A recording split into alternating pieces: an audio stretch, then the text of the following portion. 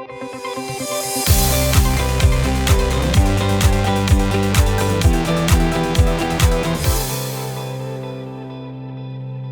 on est hyper heureux d'être avec vous pour ce dernier enseignement.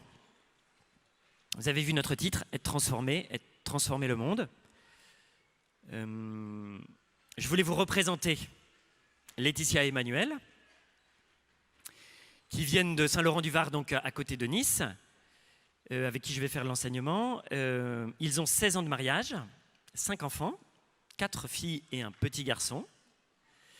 Emmanuel est notaire, et puis Laetitia, institutrice. Et puis il se trouve qu'ils sont aussi mes responsables du point de vue de la communauté de l'Emmanuel. Dans mon diocèse, comme prêtre, j'obéis à mon évêque, mais pour la communauté de l'Emmanuel, ils sont responsables de la province Côte d'Azur. Vous voyez le rêve ? Nice, Cannes, Toulon, des coins merveilleux. Et voilà, je suis hyper obéissant, quoi. Comme, Je confirme. Oui, on confirme, il est obéissant. Alors pour nous, c'est plus facile de présenter le Père Lionel parce qu'il s'est déjà présenté et puis on a eu l'occasion de faire plus ample connaissance avec lui tout au long de cette session. Ce qu'on voudrait, c'est juste vous présenter une nouvelle facette de sa personnalité. Au-delà de la gratitude, donc vous avez bien compris qui était un sujet qu'il travaillait, il y en a un second, c'est faire des disciples missionnaires.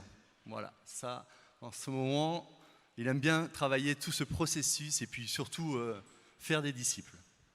C'est presque une obsession, c'est vrai. Voilà, alors, je vous redessine en 2 mots le parcours qu'on a fait pendant la session. On a commencé jeudi, on a vu les différentes étapes par lesquelles Jésus se donne à moi et m'entraîne à la sainteté, si vous vous souvenez. Ensuite, le lendemain, on avait eu Monseigneur Ravel, qui nous avait invités à recevoir la miséricorde, et il nous avait dit la miséricorde naît de la rencontre entre notre misère et l'amour de Dieu. Et puis, hier, nous sommes entrés dans la dynamique du don de nous-mêmes, comment de la rencontre de Jésus, nous passons au don de nous-mêmes. Alors ce matin, vous voyez, on est envoyé dans le monde, et donc être transformé, c'est un peu ce qu'on a fait jusqu'à présent, et maintenant, on est envoyé dans le monde pour le transformer. Alors voilà ce qu'on va voir. Notre enseignement est en 3 parties. La première, c'est de dire, on est tous concernés, on doit tous s'y mettre. Ce n'est pas une affaire de prêtre ou une affaire de spécialistes ou de certains. La deuxième partie, on va s'interroger sur quel est mon lieu où je dois me donner. Et puis la troisième, qu'est-ce qui peut rendre le don de moi-même fécond ? Alors, je voulais partir de la crise, vous voyez. Nous sommes dans un monde en crise comme peut-être ça n'a jamais, comme jamais dans le monde.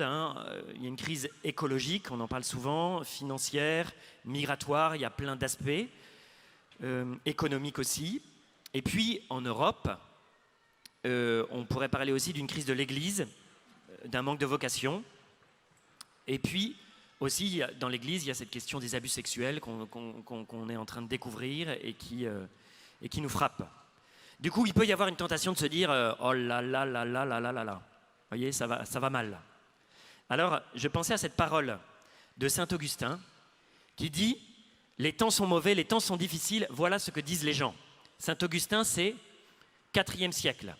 Donc, vous voyez, en fait, les temps sont mauvais, les temps sont difficiles. On croit toujours que c'est pour aujourd'hui, mais en fait, ça fait longtemps que c'est comme ça. Voilà. Et saint Augustin dit « Vivons bien et les temps seront bons, c'est nous qui sommes les temps. Tels nous sommes, tels sont les temps. » Je trouve cette parole hyper puissante, où saint Augustin dit le problème, c'est pas l'extérieur, c'est nous en fait. Si nous, on vit bien, on transformera le monde et le monde ira mieux. Nous sommes les temps, c'est nous qui sommes les temps. La deuxième chose que je voulais vous dire dans cette première partie, c'est on est tous concernés. Vous voyez, c'est une version moderne de l'oncle Sam, vous voyez, de Jésus qui nous appelle. Voilà, je vous appelle tous, j'ai besoin de vous. Parfois on se dit, j'aurais aimé vivre dans une autre époque, je me sentirais plus à l'aise au XVIIe siècle, vous voyez, ou je regrette le temps du Moyen-Âge. En fait, si on vit aujourd'hui dans ce temps, c'est que Dieu nous a choisis pour ce temps. Il nous a préparés et on ne s'est pas trompé d'époque et lui-même nous a placés dans la bonne époque. Ça veut dire que nous sommes les bonnes personnes au bon moment. Et puis, nous sommes les bonnes personnes pour répondre et pour apporter une réponse aux défis d'aujourd'hui. Dieu, parfois on se dit, vu l'ampleur du problème, je ne me sens pas à la hauteur. Alors c'est Dieu qui est en charge des problèmes. Hein. Mais Dieu, on dit, n'appelle pas des gens capables, il rend capables les gens qu'il appelle. Vous voyez, donc s'il nous appelle, en même temps, il nous équipe et il nous donne ce dont on a besoin pour répondre aux défis d'aujourd'hui. Parfois on se dit aussi, on est un tout petit nombre. Et ça n'arrête pas de diminuer. On ne peut rien faire parce qu'on dit qu'il y a 3% de pratiquants, peut-être 1% de pratiquants, ça veut dire 99% des gens qui sont plus pratiquants. Qu'est-ce qu'on peut faire? On n'est plus que 1%. Alors, ce n'est pas le nombre qui fait la différence. Je vous rappelle que l'Église, elle a commencé à 11. Avec Judas en moins, ça fait 11 apôtres. Et en face d'eux, ils avaient l'Empire romain. Donc c'était quand même un gros morceau. Hein. Et bien, ces 11 apôtres qui s'étaient enfuis au moment de la Passion et tout, certains étaient très simples, hein, comme Pierre était un pêcheur, eh bien, ils ont propagé le message de l'Évangile de telle manière que 300 ans plus tard, l'empereur romain s'est converti. Constantin se convertit en 312 après Jésus-Christ. De 11, ils ont touché la tête de l'Empire romain en très peu de temps. Juste parce qu'ils étaient convaincus et prêts à donner leur vie. Ce n'est pas le nombre qui fait la différence, c'est le fait qu'on soit convaincu et brûlant. Benoît XVI, il a parlé à un moment, dans un de ses discours, des minorités créatives. Il reprenait un historien et il disait, en fait, c'est toujours une poignée de gens, une minorité, mais qui a le feu, qui change le monde et qui fait changer le monde. Voilà, ça c'est nous aujourd'hui.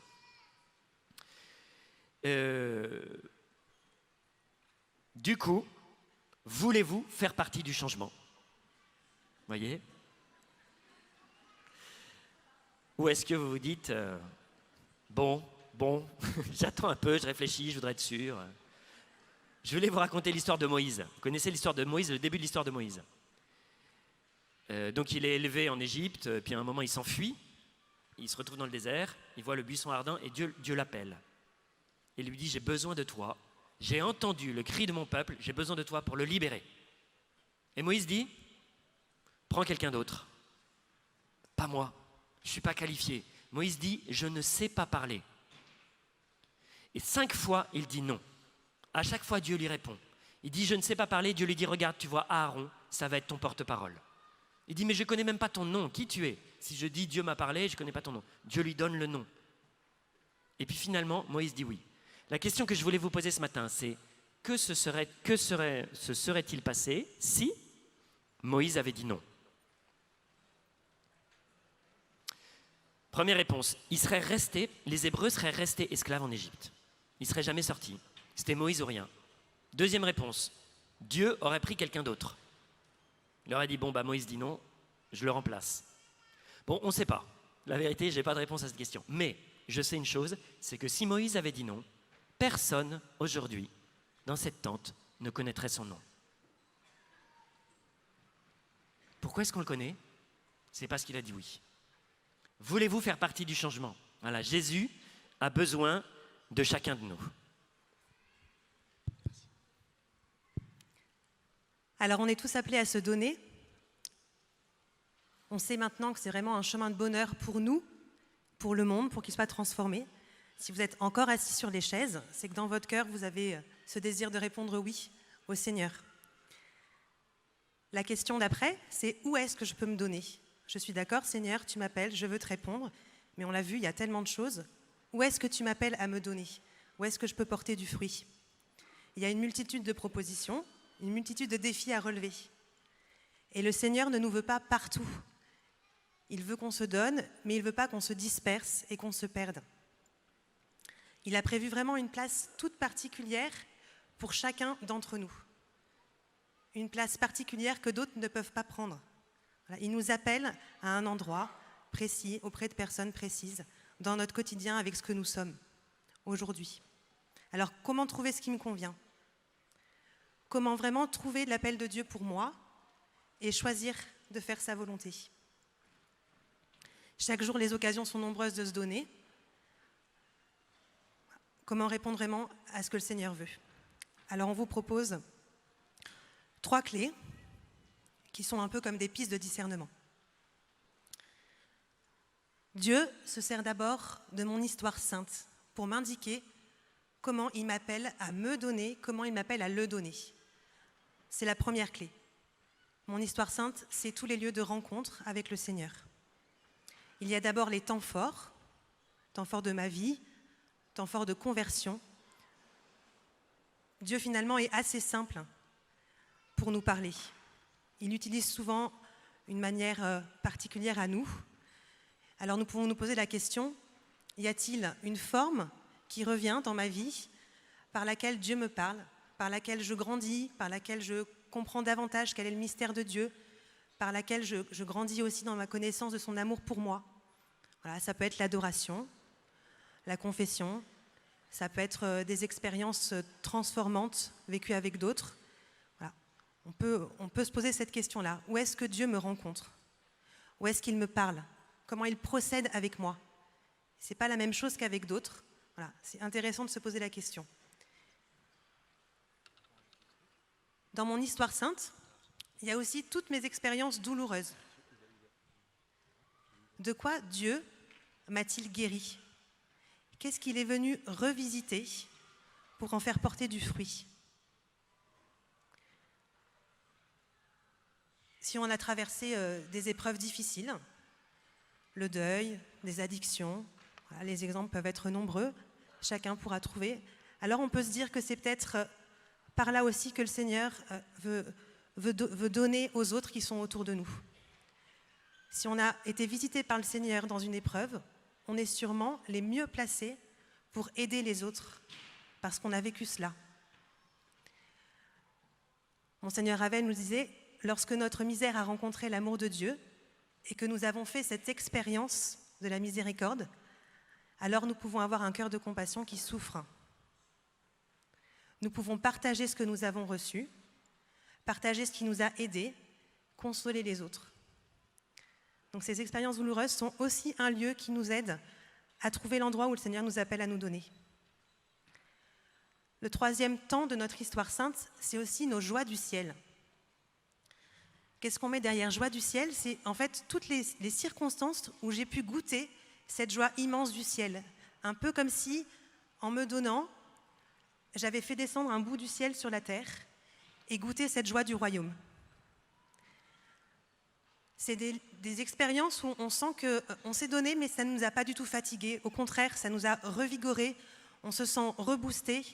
On voit vraiment, on comprend dans notre cœur que ce qu'on vient de faire, ce qu'on a partagé, c'est vraiment ce que le Seigneur nous appelle à faire et ça nous met dans une profonde joie.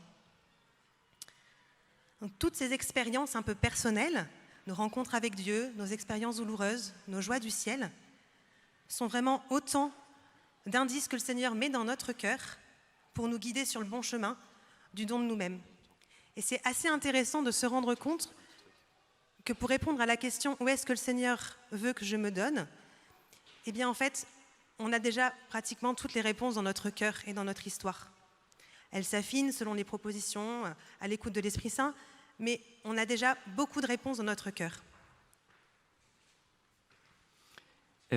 Voyez l'idée, hein? Je regarde dans ma vie comment Dieu m'a parlé, comment Dieu a agi, et quand est-ce que je sens, enfin quand est-ce que je suis touché par sa présence ou par la joie qu'il me donne. Et du coup, ça me donne un indice. Dieu fait jamais au hasard, voyez. Et donc ça m'oriente. Je pense à deux choses. Je pense à dans ma vie, moi, le Seigneur est venu. On pourrait dire, mon appel au sacerdoce a été provoqué par une rencontre dans la rue, par quelqu'un qui est venu me parler dans la rue. Alors aujourd'hui encore, je me dis, c'est vraiment étonnant que ça se soit passé dans la rue, et je me dis, c'est comme si Dieu me disait, fais attention à ce qui se passe dans la rue, à l'extérieur de l'église, c'est là qu'il peut se passer beaucoup de choses. Vous voyez, alors le sens n'est pas encore complet pour moi, mais en tout cas, je sens qu'il y a un appel pour moi. Je pense à une autre chose, je pense à quelqu'un qui a rencontré Jésus de façon très forte, à Paray-le-Monial ici, en lavant et en soignant les pieds d'un prêtre très, très sale, très pauvre. Et c'est à ce moment-là que la rencontre de Dieu s'est faite. Vous voyez, du coup, c'est très étonnant comme lieu. Vous voyez, surtout que Jésus est venu lui-même laver les pieds de ses disciples, qui a dit « je me suis fait serviteur ». Et du coup, le fait que ça se soit passé comme ça est intéressant pour lui, en se disant du coup, qu'est-ce que ça veut dire pour moi, où est-ce que Dieu m'appelle? Voilà. Donc c'est ça l'idée, vous relisez votre histoire et vous vous dites, mais au fond, comment Dieu a procédé avec moi? Qu'est-ce qui a été très significatif? Où est-ce qu'il m'a parlé? Et du coup, comment ça peut être instructif pour moi? La deuxième clé qui peut nous aider à trouver notre place, c'est celle de nos désirs, de nos passions. Qu'est-ce qui aujourd'hui me fait vibrer? Dans les passions, il y a donc les désirs. Dans notre cœur, il y a énormément de désirs. Certains sont plus ou moins superficiels, peu importants. Chacun pourra trouver les désirs de son cœur qui sont peu importants. Voilà, le dernier iPhone à la mode, la énième paire de boucles d'oreilles à acheter parce que ce n'est pas tout à fait la nuance que j'ai déjà dans ma panoplie, la bonne bière devant le match de foot. Voilà, je pense que chacun pourra assez facilement trouver les petits désirs superficiels de son cœur. Mais à côté de ces désirs-là, il y a aussi des désirs qui sont très profonds et très fondamentaux. Et ces désirs fondamentaux sont vraiment des appels de Dieu. Qu'est-ce qui me fait vibrer? Ils me disent vraiment ce pourquoi j'ai été créée, me donner dans ce que j'aime et dans ce que Dieu m'appelle à vivre. Ces désirs-là, ils façonnent aussi nos cœurs pour nous rendre plus disponibles. Ils ne sont pas forcément toujours mis en place, mais ils sont un chemin de conversion pour choisir un don plus radical. Voilà. Alors je voudrais vous apporter un petit témoignage. À l'âge de 13 ans, j'ai eu la chance de pouvoir partir en famille au Burkina Faso et au Mali, sur les lieux où ma maman avait travaillé avant d'être mariée. Et en fait, ce voyage fut pour moi une expérience profondément marquante, voire bouleversante pour le jeune homme que j'étais. J'ai gardé cette expérience longtemps dans mon cœur. Et dès que nous nous sommes mariés avec Laetitia, très vite s'est posée la question de partir en mission avec Fidesco. Mais c'était jamais le bon moment. Changement professionnel, naissance, changement professionnel, les deux. Bon, enfin, il y avait beaucoup de causes extérieures qui faisaient aussi qu'on ne voyait pas nos freins intérieurs. Pour Laetitia, la peur de tout laisser. Pour moi, c'était aussi la volonté de partir, mais pas n'importe où. Je savais mieux que les responsables où il fallait que j'y aille. Donc c'était le Burkina ou le Mali. Après, le reste, je n'étais pas persuadé d'être appelé à partir en mission à Fidesco. Et puis j'avais aussi la crainte du retour. De dire qu'est-ce que j'allais faire à mon retour, est-ce que je trouverais facilement du travail. En fait, tout ça a fait que l'occasion ne s'est jamais présentée pour que nous partions. Mais nous nous en étions ouverts à nos voisins. Et lui de me répondre, Fidesco, ça commence en bas de chez toi. Alors quand il m'a donné cette phrase, je l'ai reçue comme de plein fouet et elle m'a énervé. Car je ne me sentais pas rejoint dans mon besoin de radicalité, dans le don total de moi-même. Et j'ai un voisin qui est assez, on va dire, insistant. Donc le matin, on se trouvait dans le garage pour amener les enfants à l'école. Fidesco, ça commence en bas de chez toi. Dimanche à la sortie de la messe, Fidesco, ça commence en bas de chez toi. Je crois que j'avais bien compris le concept. Et vous savez, hein, en fait, cette parole, elle était prophétique. Donc comme tous les prophètes, c'était normal que je le haïsse. Parce qu'en fait, le Seigneur s'est servi de mon voisin pour me faire comprendre où il nous attendait. Peut-être un an après avoir entendu régulièrement Fidesco, ça commence en bas de chez toi. Nous avons eu un coup de téléphone des responsables de la communauté qui nous ont dit « Est-ce que vous ne voudriez pas être les responsables de province ?» Voilà, donc j'ai pris conscience que Fidesco avait commencé en bas de chez moi. Tout ça pour vous dire 3 choses.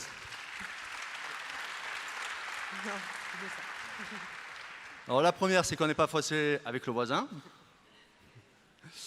Non, plus sérieusement, la première, c'est le désir du don de soi.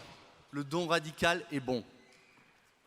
La deuxième chose, c'est la manière de se donner. Elle ne dépend que de Dieu.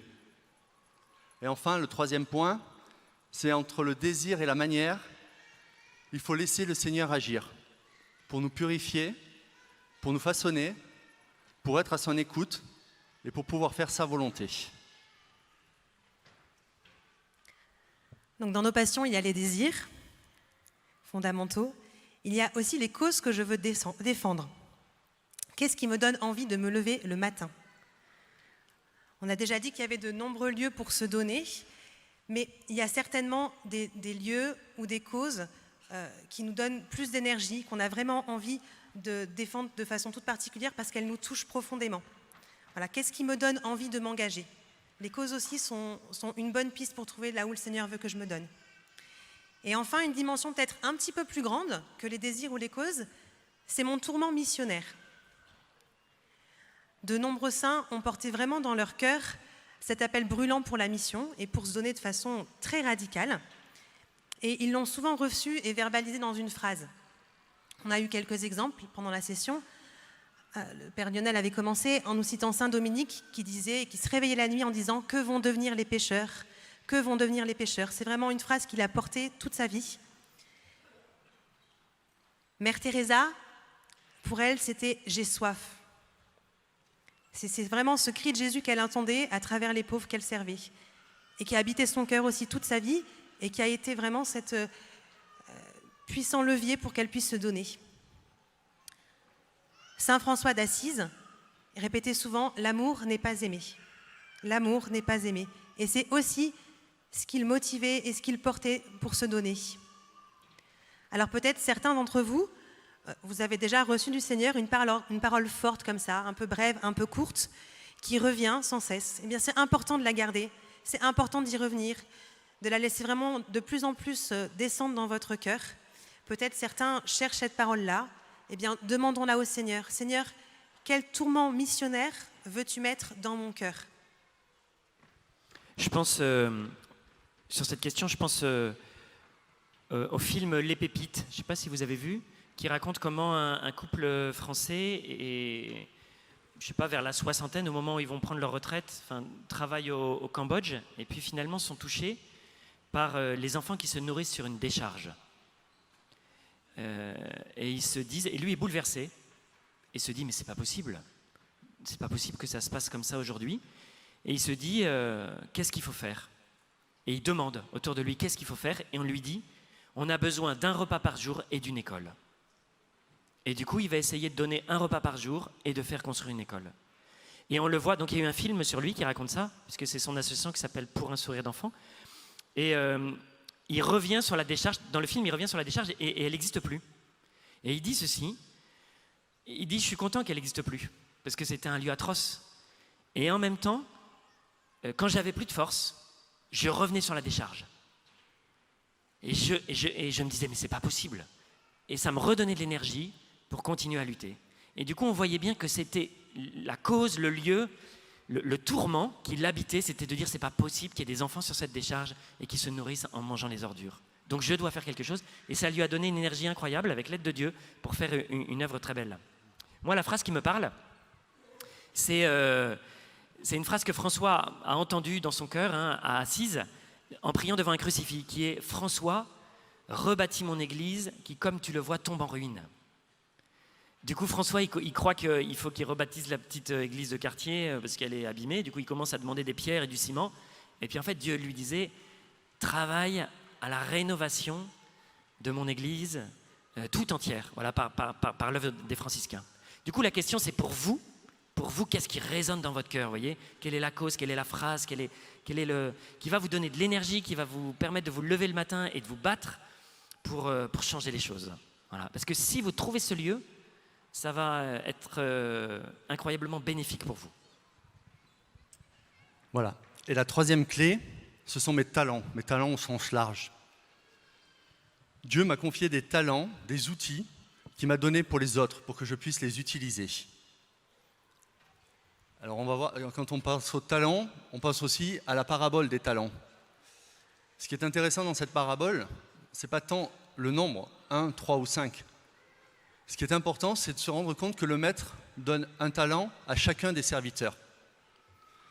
Comme un talent, ça ne me parlait pas vraiment. On a essayé de chercher et voir à quoi ça correspondrait aujourd'hui, quelle est l'unité de mesure. On a cru comprendre qu'un talent, ça fait environ 30 000 €. Donc vous avez tous, chacun, au minimum 30 000 € dans la poche. Avec 30 000 €, on peut commencer à faire des choses. Voilà, vous avez un trésor à partager. Et pour cela, nous devons rendre grâce. C'est important d'en avoir conscience, parce que ça évite aussi de se comparer. La comparaison attriste. Avec les talents, le Seigneur nous donne aussi des charismes. C'est le deuxième point. Les charismes, ce sont les dons spirituels que Dieu fait pour le bien commun, pour le bien des autres.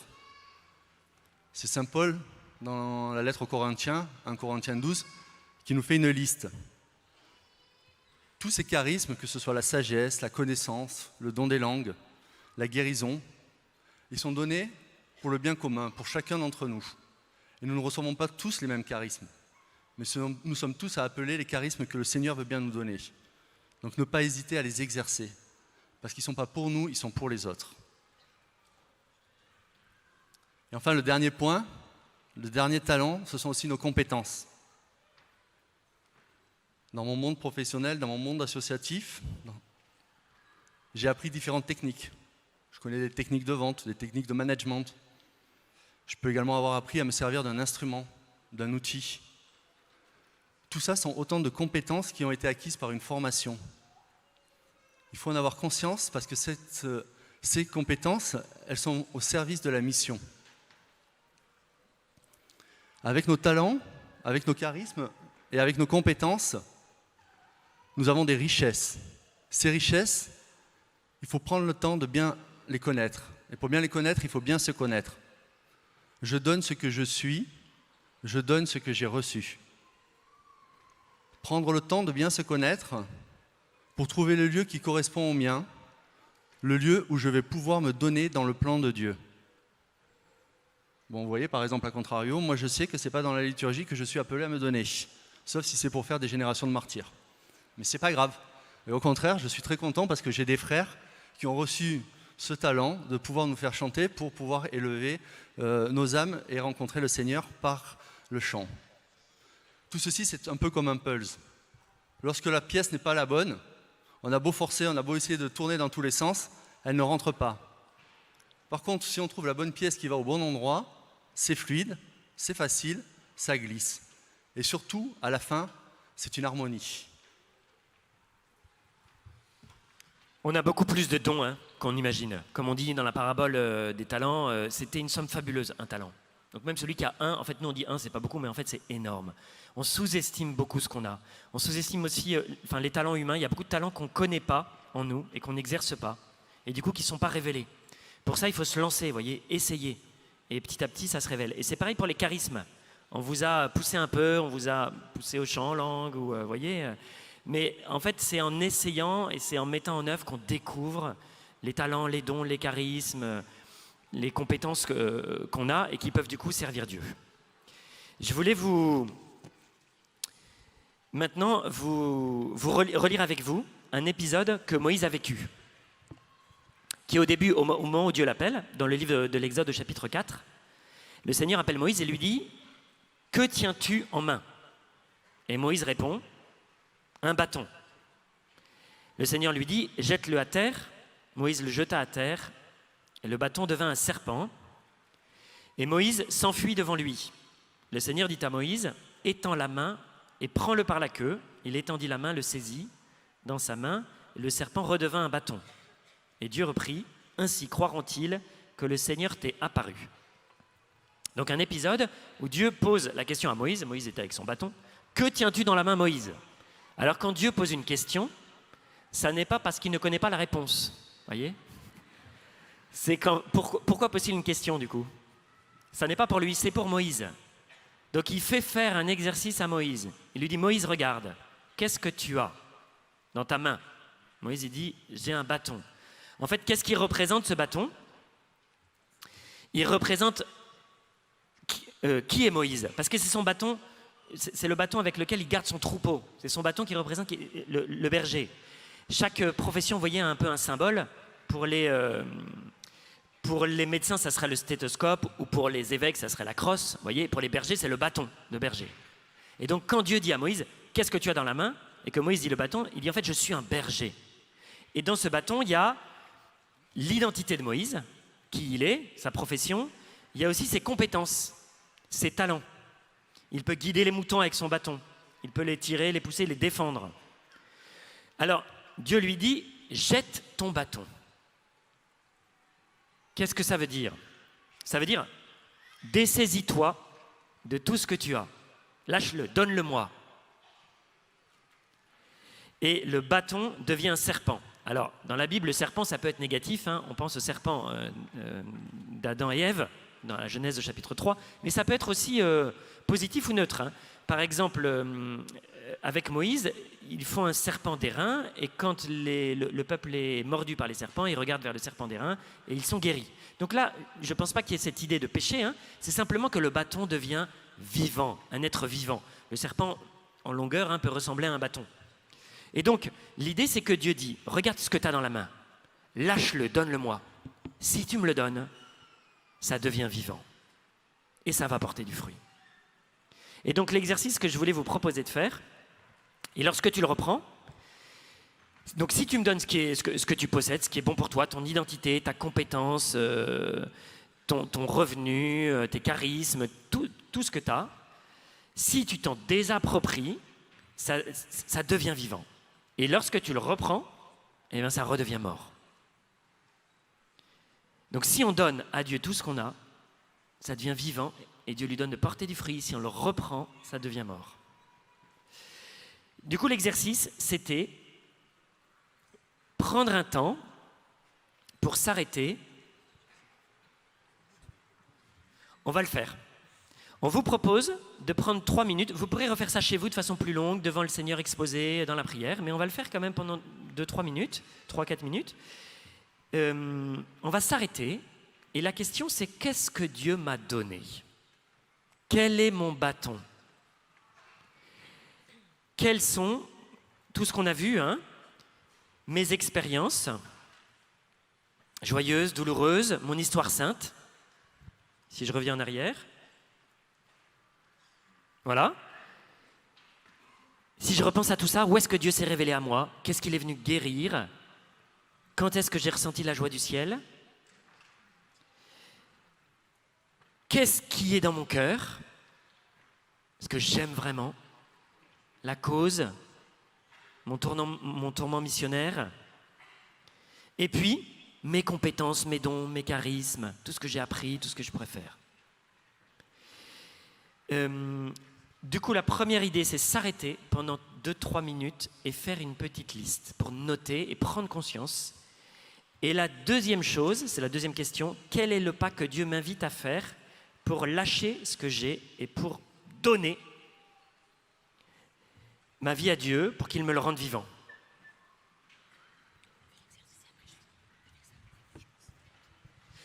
On s'arrête 2 secondes, vous prenez une feuille et vous réfléchissez à tout ce que vous avez. Quel est votre bâton, premièrement? Et deuxièmement, comment est-ce que je peux le lâcher? Quel pas Dieu m'invite à faire pour me dessaisir, lui donner pour qu'il le rende vivant et qu'il le rende fécond?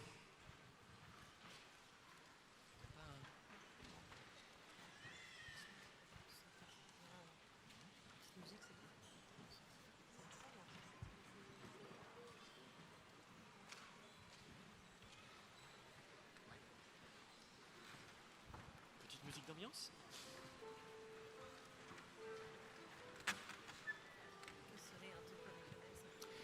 Là, je vous redonne les 2 questions. Qu'est-ce que Dieu m'a donné? C'est quoi le...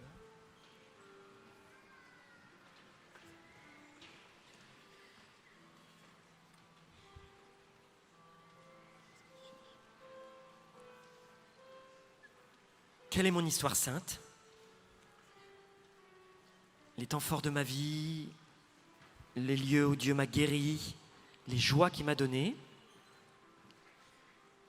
Quels sont les désirs les plus profonds de mon cœur, mes passions, mon tourment missionnaire, la cause qui m'empêche de dormir? Et quelles sont toutes mes richesses, mes talents, mes charismes, mes compétences? Et comment puis-je les donner à Dieu? Comment puis-je faire un pas pour les donner davantage?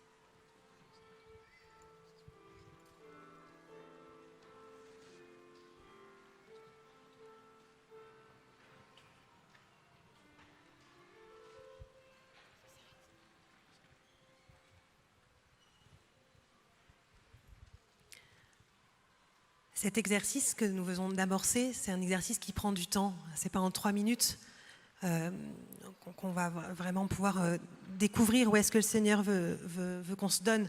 Le lieu dans lequel on est appelé, ça prend du temps. Voilà. Donc on vous invite vraiment, en retour de Paris, à la maison, dans les jours, dans les semaines qui vont suivre, de pouvoir prendre ce temps-là et se poser des questions devant le Seigneur. Voilà.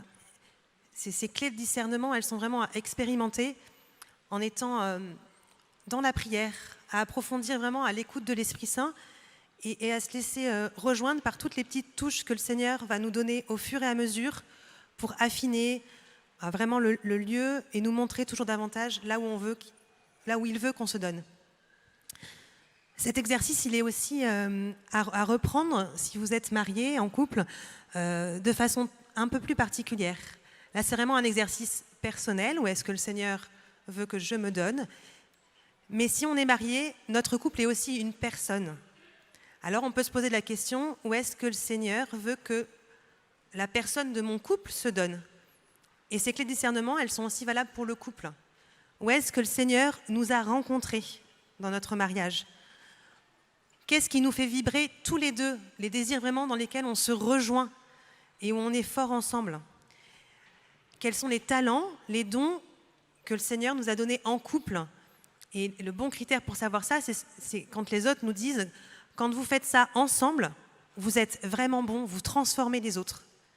Voilà, donc cet exercice-là, il est vraiment à reprendre de façon personnelle et puis en couple si on est marié aussi, parce que ça donne vraiment des pistes sur ce que le Seigneur nous appelle à vivre. S'il nous a mis ensemble, c'est parce qu'on a aussi une place particulière en couple à prendre dans le monde, qu'un autre couple ne peut pas prendre. Ça s'appelle la vocation missionnaire du couple, et on a l'exemple de ça dans les Actes des Apôtres, où Paul est aidé par un couple missionnaire qui s'appelle Priscille et Aquila. Et notamment à Éphèse, dans toute l'évangélisation d'Éphèse, Priscille et Aquila vont l'aider. Et il y a même un moment où ils vont corriger un missionnaire qui s'appelle Apollos, qui parlait de Jésus, mais qui en parlait partiellement. Et ils vont le prendre à part, c'est les Actes des Apôtres qui racontent ça, et ils vont lui expliquer plus complètement, on nous dit, je crois, ce qu'est la voie, le chemin. Et donc on voit que Priscille et Aquila étaient très formés, et que c'est vraiment un couple missionnaire sur lequel Paul a pu s'appuyer. Paul, c'est plutôt une figure d'apôtre, de prêtre, de célibataire. Mais vous, comme couple, vous avez aussi une vocation comme couple missionnaire à découvrir dans le monde. Donc voilà, ça prend du temps. Mais on avance avec le Seigneur. Voilà. En tout cas, il faut essayer. Il faut essayer parfois de se donner. On apprend toujours en se donnant, même si ce n'est pas forcément le lieu au départ qui était le bon. Voilà. On apprend, on grandit. Et dans toutes ces expériences où on peut se donner, c'est vrai qu'on parle un peu de grandes missions, de grands désirs, mais il y a aussi toutes les occasions du quotidien où on peut se donner en famille, dans notre travail, tous les petits services qu'on peut nous demander, voilà, les grandes missions aussi.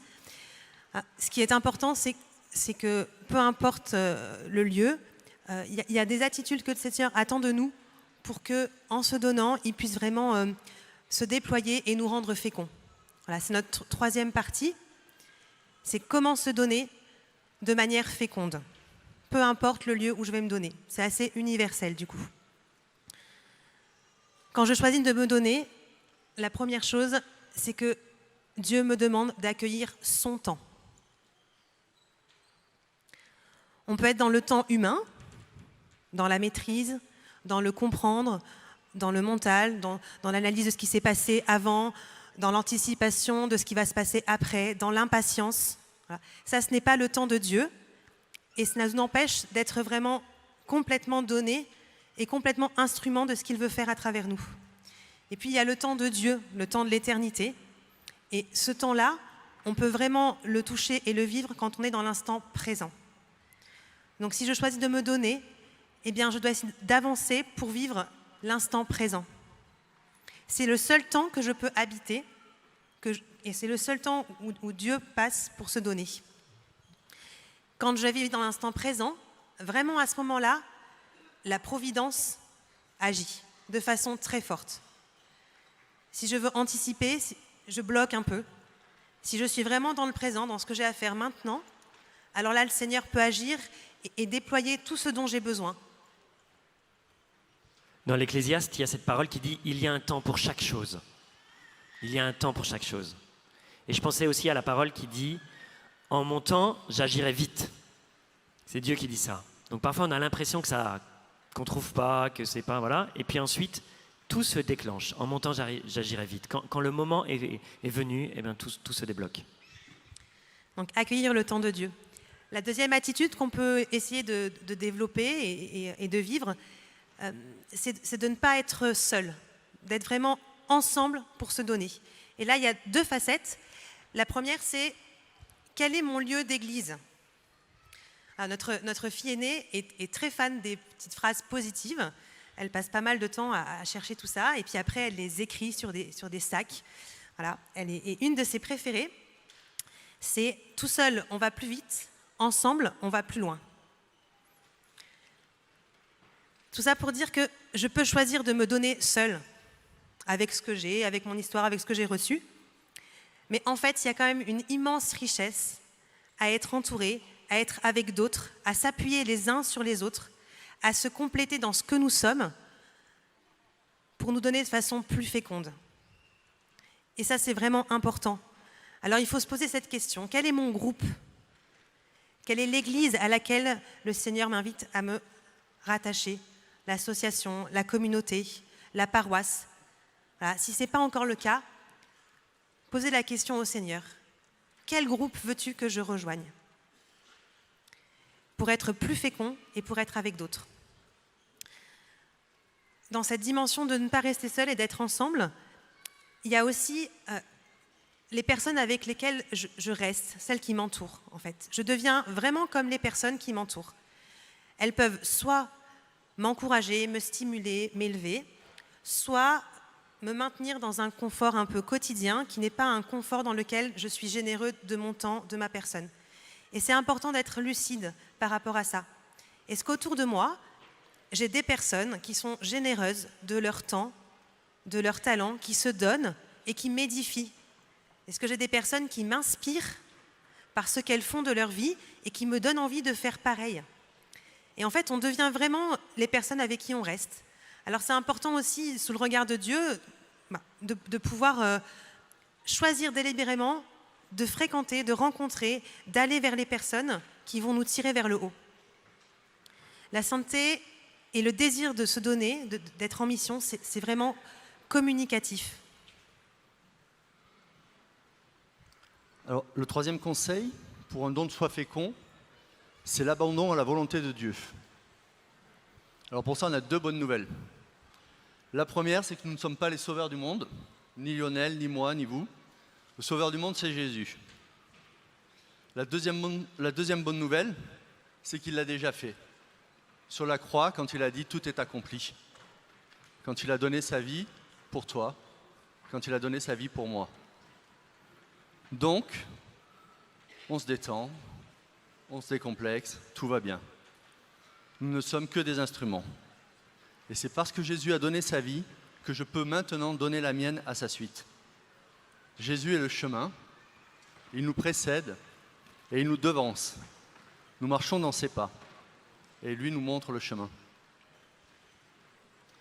Deuxième point aussi pour s'abandonner à la volonté de Dieu, c'est de se dire qu'on n'est pas là pour réussir. Alors c'est peut-être pas terrible comme méthode de coaching, mais moi je suis là pour vous dire qu'on est là pour se donner tout simplement. Mais du coup, nos échecs ne sont plus un problème. On peut réessayer, on n'est plus paralysé. On sait qu'on peut chuter et remettre le tablier sur l'ouvrage parce que le Seigneur ne nous juge pas.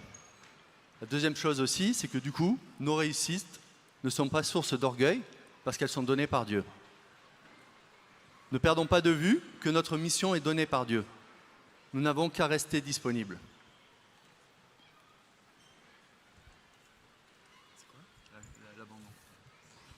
Et enfin, quatrième clé, c'est la charité. C'est l'essentiel. Au-delà de tous nos projets, l'essentiel, c'est d'aimer. Peut-être que nos projets aboutiront, mais peut-être qu'ils n'aboutiront pas. Mais l'important, ce sera l'amour qu'on aura mis dedans. Les personnes sont toujours plus importantes que les œuvres. Au soir de ta vie, il ne te restera que l'amour.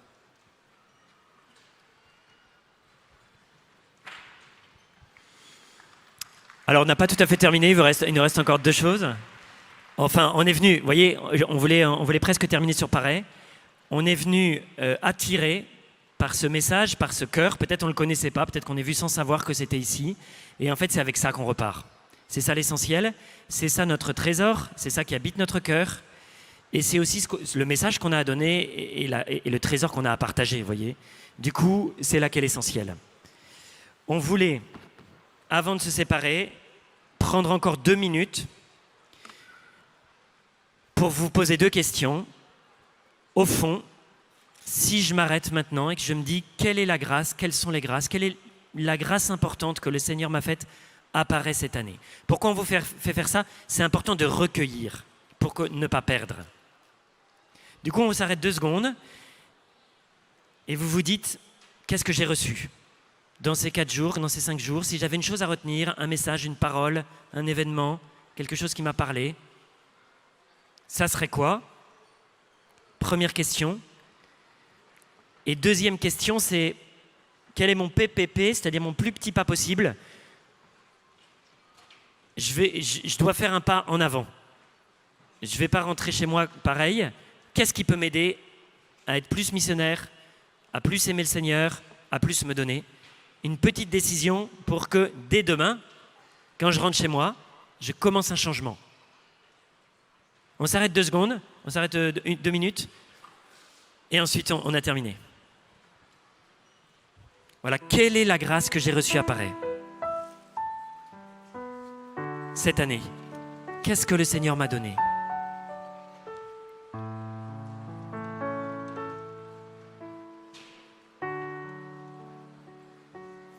Et puis, quelle est la petite décision que je peux prendre maintenant pour commencer un changement, pour m'approcher de Dieu, pour évangéliser, pour me donner davantage?